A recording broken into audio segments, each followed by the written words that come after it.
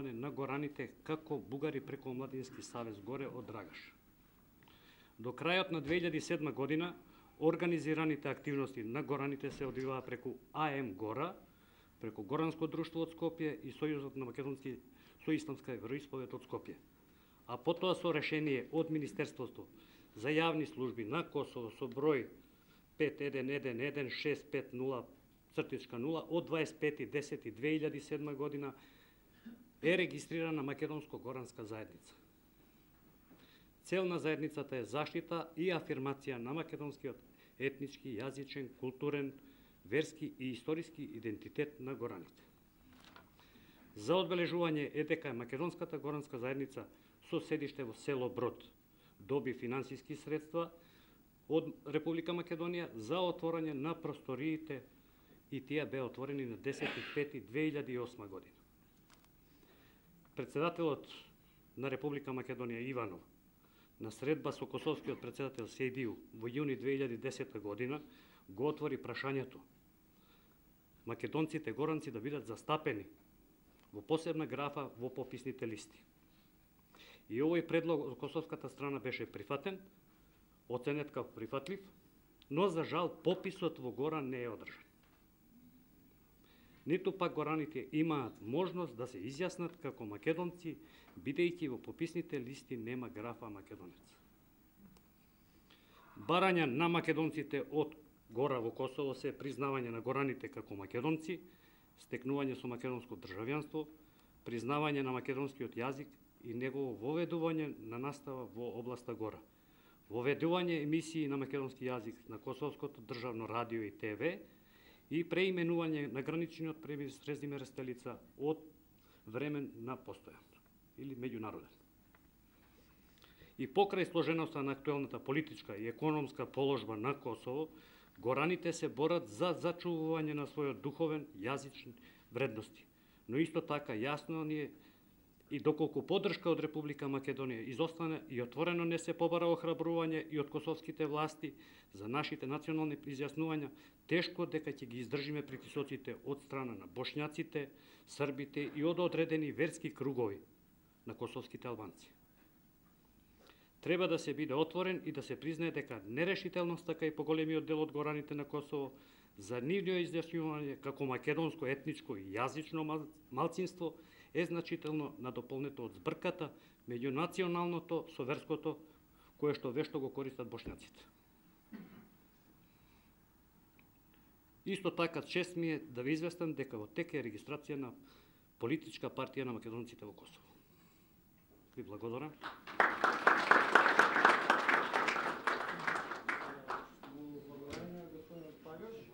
Можеме да кажем дека ја завршуваме првата сесија. Ќе дадеме мала пауза од 10 до 15 минути. После со Србија втората сесија. Да, 10 до 15 минути кафе пауза. Кафе пауза, после ќе се продолжи со. Ве замолувам сите што имате совест. Почитувани, можеме да продолжиме со втората сесија.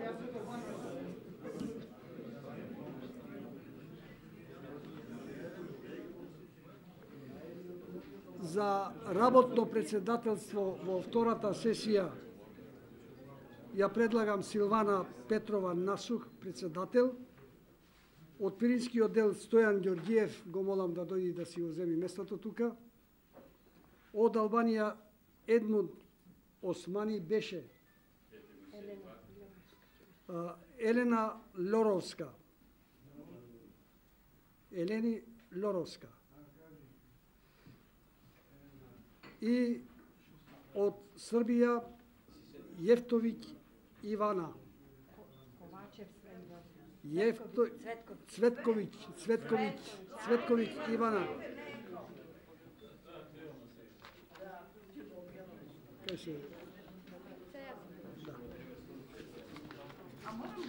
Да.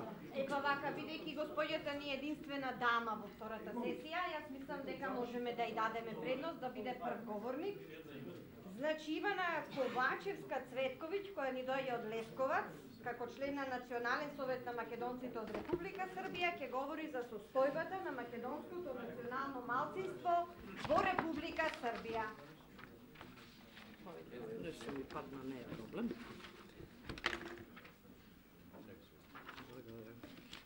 Добар ден на сите. Името ми е Ивана Цветковиć, Моминско-Ковачевска. Живеам и работам 36 години во Лесковац, а иначе сум денеска тука као представник на Националниот совет на македонците во Република Србија. И затоа дозволете ми во кратки црти да ве запознам со тоа што се случува или како во Србија. Но пред се сакам и тврдам дека ние во Србија сме најорганизирано малцинство во Република, во делот на Балканот. Мислам дека може би некој ќе се наљути, но мислам дека нашите активности се такви да можам тоа денеска да го кажам. Македонскиот народ, кој беше конституивен народ, све во бивша Социјалистичка федеративна република, кога со распаѓањето на СФРЈ се најде ко малцинство, пред тоа во Србија, во заедницата Србија и Црна Гора, потоа во самата република Србија, се најде во една положба каде што не знаеше што понатаму. Што ќе биде со нас? Беа прашањата кои си ги поставувавме ние македонците, кои ете така случајно од град во град се познававме. Не сите секако. И као се најдовме во една положба во однос на другите малцинства, тоа се некои 19 малцинства во Република Србија, кои веќе има некој свој облик на организираноста во рамките на службената употреба јазикот, културата, образованието и во другите тела, а ние ништо. Сето тоа произлегла и тоа дека заканите кои беа порано дадени од страна на некои политички лидери, дека не постоиме или не сме луѓе или не знам што све немавме, укинувањето на службената употреба на јазикот во местата каде што беше, во општината Панчево, во Јабука, укинувањето право да имаме настава на македонски јазик, сето тоа доведе до тоа дека ни се намали бројот на македонците, влезе страв во луѓето. И тоа е една од причината што е намален бројот на македонците однос 1991-2002 година. Чи тврдам дека тоа е едно од најголемата причина стравот кај луѓето. Зошто да кажам дека сум македонец, па може да страда сопругот или жена ми или децата и така понатаму. И намален е бројот за 41,34%. Се изгубија 20.000 македонци, што е страшно нешто. За да се нешто направи, на 9 ноември 2002 година во село Јабука се собравме неко 50 македонци од територијата на цела Република Србија, кои се знаевме во тоа време, и на округлата маса со темата положбата на македонците во Република Србија донековме следен заклучок. И тоа, да се на целата територија на Србија и Црна Гора, тогаш во тоа време, кај што живеат припадници на ово малцинство, формираат здруженја, културно-етнички друштви или некој друг облик на организирање да се слушни за јазикот, да се слушни за нас македонците. И да се отпочне со организирање, собирање на потписи за формирање на електорско собрање, а од тоа произлего и формирање на Националниот совет. Како таков, и на 26 декември 2004 година е формиран првиот Национален совет со 21 член. Седиштето на Националниот совет и тогашниот, сегашниот е во градот Панчево, бидејќи тоа е општина каде што живеат најголем број македонци. Како резултат на ово советување, након формирањето на советот, се формира нови здруженија. До тогаш имавме само едно здружение, така е, Благоја ќе ми помогне, едно во Пожаревац беше здружењето формирано 97-98 година Македонија, и другите здруженија одма потоа се формиравме ние во Лесковац или не во Лесковац, по Лесковац доаѓа Ниш, па Врање и понатаму сите здруженија кои се формира на денес кај имаме некои 26-29 здруженија. Се пристапи кон формирањето на или основачи сме на новинското издавачката установа МИУМИЦ и како резултат на сето тоа е и формирање на академски клубови, на активи на жени, лоби клуб и нови активи во сите видови на собирање. Го формиравме национални ансамбл Тоше Проески, седиштето пак во Панчево, пеачката група од Качарево, која е во состав на национални ансамбл и се трудиме во сите можности што повеќе да се анимират и да се македонскиот јазик да се слушни секаде. И во Суботица, и во Прешево. Сите овие спомнати асоциации кои се формирани работеа под многу тешки услови, без парични средства, без своји простории, без телефони, без ништо, но сепак желбата да бидеме македонци, да се слушни за нас беше поголема од онаа паричната некоја помош што би ја добиле. Македонско национално домаќинство е расејано низ цела територија на Република Србија. Од Суботица пак ќе повторам до Прешево. Најголемата концентрација сепак се македонците во Белград. Тамо негде према пописот живеат некои 8700 македонци. А до ние 25.000 се оние цела Србија, се другите места. Страшен е податокот дека до 2000 година, во 46-та, кога почна доселувањето на македонците на територијата на Република Србија, беа доселени 2000 фамилии со 11.600 членови, сметајки дека тој број ќе почне да се зголемува. Но за жал, тој број многу е намален. Денеска во тие фамилии имаме само 8.500. Од тие истите семејства, а немој да мислите дека се умрени луѓето, не се, нека се живи и здрави 100 години.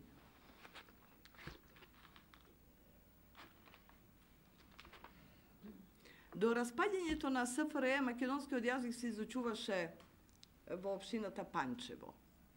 Имаше училиште на македонски јазик, во училиштето Гоце Делчев.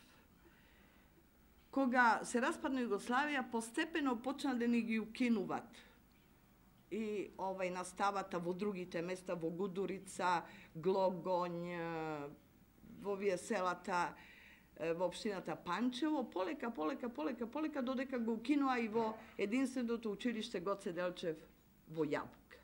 Значи, постепено почна да го укинуваат.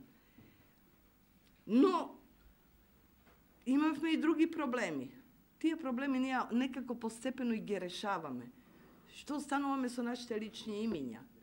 Се уште си дават некои за право да не го менуват, да не менуват граматиката и правописот. Ја не сум Ивана Ковачевска, јас сум Ивана Ковачевска. Ја не сум родена во Брод, јас сум родена во македонски Брод. Ја не сум припадник на БРЈМ, јас сум припадник на Република Македонија. Иако сите они знаат дека и двете држави си го имат признато името под нивното уставно име, Република Македонија и Република Србија. Се уште тие проблеми во некои општини постојат. Оној каде што некој има вака попаметен човек во Министерството за внатрешни работи или во самата општина, ако имате поддршка од некој, во матичната служба и тако, тие постепено тие проблеми ги решаваме, бидејќи тоа ни е загарантуваното право. Меѓутоа, службеници не сакат да читат ни службен гласник, да службени лист, просто не сакат. Па видите, вика, ви са моим шефом, па дојдете. Значи, тоа е едно непознавање на и прво една елементарна некултура. Него тоа нека им служи на нивна чест, а не на нас. И да не душам многу, уште само за образованието да кажам, дека ние сега од 1 септември ова година успеа Националниот совет да се воведе македонскиот јазик као изборен предмет на цела територија на Република Србија. На цела територија. Но за жал, времето кога ги добивме сите харти, така да кажем, и сите документи, да можеме да го воведеме јазикот во првото оделење, веќе беа завршени тестирањата на децата во прво оделење, така да само во Јабука ќе започна учењето на македонскиот јазик као изборен предмет. Верувам дека до идната година ќе успееме во сите општини. Во 170 општини колку има во цела Србија, во 176 живеат македонци. Тука е нашата борба голема. Курсот на македонски јазик го завршиле многу луѓе, многу деца наши, но сепак апел до сите вас, кој може да ни помогни, као и на Советот да ни помогни, дајте тие деца да ги доведиме во Македонија. Верувајте дека немаме сите можности да тие деца е запозна Македонија. Ние патот го направивме, го истрасиравме патот, нашата генерација. Да не дојдеме во состојба македонците као што дојдоа во Унгарија во емисијата која беше во Белојани. Прашањето дали знаете ли, разбирате македонски, вика да, разбирам, али зборуваат на грчки.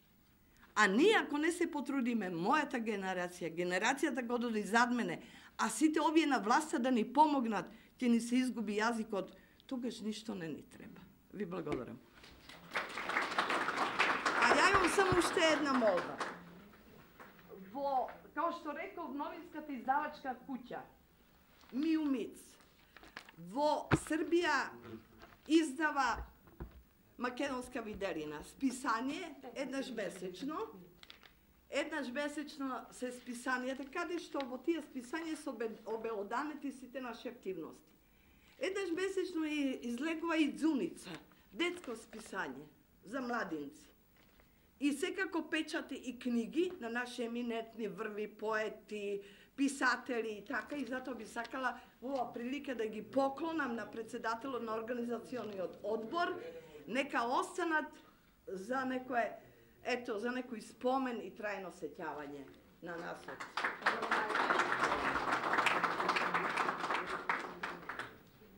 Како втор говорник на втората сесија, јас би го поканила доктор Никола Костурски, кој ќе зборува во името на Зоен Пок.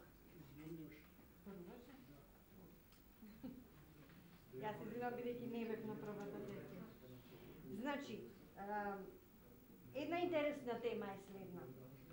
Да се помни минатото, да се живее во сегашноста и да се верува во иднината. Е пораката која од Македонско-егејско друштво Билишта од Врвник, Република Македонија, ќе ни ја пренесе Димитри Гроздан.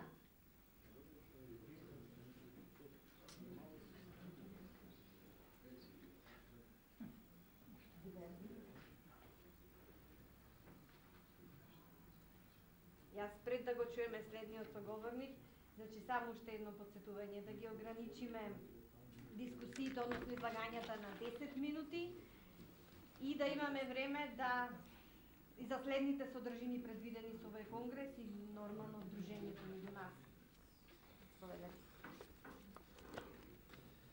Почитувани дами и господа, да, таа е вистинската тема на нашето излагање. Што кажете вие? Во почетокот на ово излагање ќе се потрудиме да донесеме некои податоци за состојбата на македонското малцинство кое живее во Република Албанија, особено за едно заборавено село кое се наоѓа на граница меѓу Албанија и Грција. Тоа село се вика Врбник, кое порано припаѓаше на Кростурската област во Егејска Македонија, а по 1924 година на Корченската област во Република Албанија. Маченици има во секој дел на Македонија, во секоја област, во секој град и село, па дури и во секој семејство. Да се говори за почитување на личните и колективните права на македонците во немирно време, како што е периодот по балканските и светските војни, е многу тешко. Трагедијата на нашето село има свој категоризиран систем на вредности, свој морал и свој едукативни принципи што се одржале до денес. За жал, може да кажеме дека за многу настани во село Врвник не постојат пишани документи, или пак многу тешко може да се дојде до нив од грчките архиви на градовите Лерин или Костур, а пак да не зборуваме за архивите на Македонија. Токму затоа водевме разговори со многу стари луѓе да дојдеме до податоци за бурните настани во нашето село, што е дел од вкупната историја на македонскиот народ. Опишувајќи тие настани на нашето село, тие ќе може да им послужат на младите генерации да го зачуват својот македонски идентитет. Скромен е придонес во борбите за слобода и човекови права на македонскиот народ дадоа и селаните на нашето село. Така, например, на 25 марта 1902 година, пред Илинденското встање, четата на костурскиот војвода Иван Попов, чиј гостин му бил Борис Сарафов, на планините источно од Малото Преспанско езеро, била предадена и обколена од турскиот астер. На помош му дошле селските чети на село Врвник и село Вмбел. Врбничката чета со 20 четници на чело со војводата Нахо Грозданов ги нападнале турците зад грб. Со тоа им се овозможило на четите на Иван Попов и Борис Сарафов да се повлечат. За овие настани во својата книга Спомени пишува Иван Попов на страница 16. Се говори дека во оваа битка од селската чета Врбник загина еден четник, а 20 биле ранети. Колку дознаваме за време на Илинденското встање и по него до 1924 година, во село Врбник заедно со селската чета имало 4 војводи и 32 комити, односно четници. Еден од нив, војводата Лазе Палчев, заедно со комитата Ило Фило, биле предадени обколени во една шума, а потоа запалени и изгорени од турците. Во пост-илинденскиот период, како и во многу други села во Македонија, во Врбник биле убиени 6 мажи и една баба. 12 куќи биле изгорени, а од селото се иселиле 4 семејства во Пловдив, Бугарија.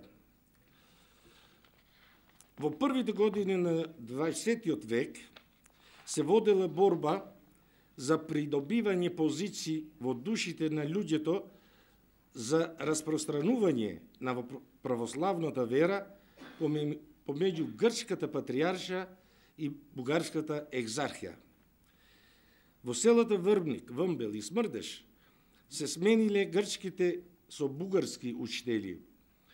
Од друга страна, попот во селово стана под влијание на грчката црква. Како последица на овој настани во селото Врбник била поставена учителката Тодорка од Прилеп. Ова млада девојка имала завршено средно образование во Бугарија, односно била испратена од бугарската екзархија. Во почетокот, селани се радува дека децата ќе почнат да учат на македонски јазик. Но се испоставило дека учителката работела според директиви од екзархијата. 2 до 3 семејства од селото паднале под нејзино влијание и себе си се нарекувале бугари. Тоа предизвикало голем отпор во селото. селото се поделило на 3 страни. На едната стоел попот со 2-3 куќи под грчко влијание, гркомани, а од друга страна учителката со 2-3 семејства под бугарско влијание, бугарофили. А на третата страна било мнозинското македонско население во селото, кое тогаш броело околу 65 куќи семејства. Луѓето кои претрпеле загуби во време и по восстањето, давајќи жртви и со загубени домови, не им било сеедно. Тие велеле: ние сме бореле и се бориме за Македонија, а не за Бугарија или за Грција. Каде е таа така наречената мајка Бугарија да ни помогне или да не ослободи од турците или од грците? Ние не сме ни грци, ни бугари. Ние сме македонци и така ќе останеме до последниот здив. Букурештиот договор од 1913 година Македонија ја подели главно на 3 дела, а селото Врбник единствено го оддели од телото на матицата и тоа и припадна тогаш на Албанија. Тука наставата продолжува да се одвива на грчки јазик, а во црквата да се проповеда исто така на грчки јазик, се до 1924 година, кога се поставени границите помеѓу Грција и Албанија. Во овој период не може да стане збор за било какви човекови права или слободи, бидејќи во целост владеел грчкиот геноцид кон селото Врбник и другите околни села. Главната метода на грчкиот геноцид бил теророт преку денационализација и асимилација на македонското население во овој крај.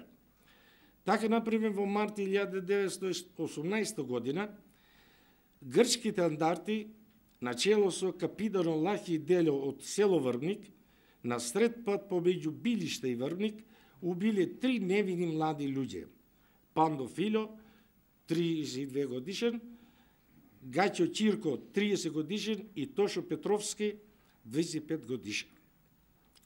Единствена причина беше што таткото на Тошо Петровски, Митре Петровски, селски коџобашија, не ги сакал грците во селото, се карал со селскиот поп Гркоман и ги пречекувал само комитите и членовите на комитетот тогаш на ВМРО. Во тоа време луѓето живееле во голем страв и несигурност поради големата репресија од страна на државните органи и паравоените организации. Бандите на Филипос Драгумис од село Богатско, Костурско, Павло Мелас и Лачи Дело оде од село на село, ги ограбувале и тепале луѓите, оние кои не се кажувале грци.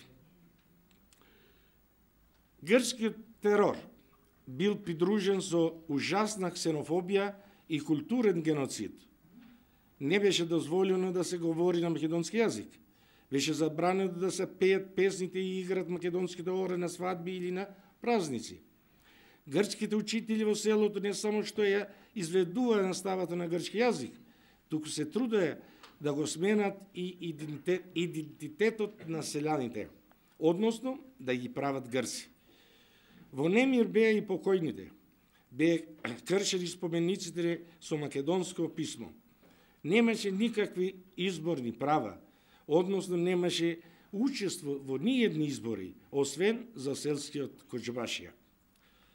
Во 1924 година селото припадна на Албанија, а со тоа им се смени државјанството на локалното население.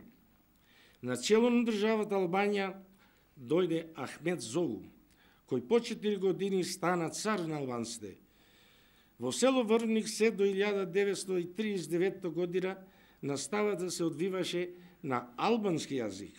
Учителите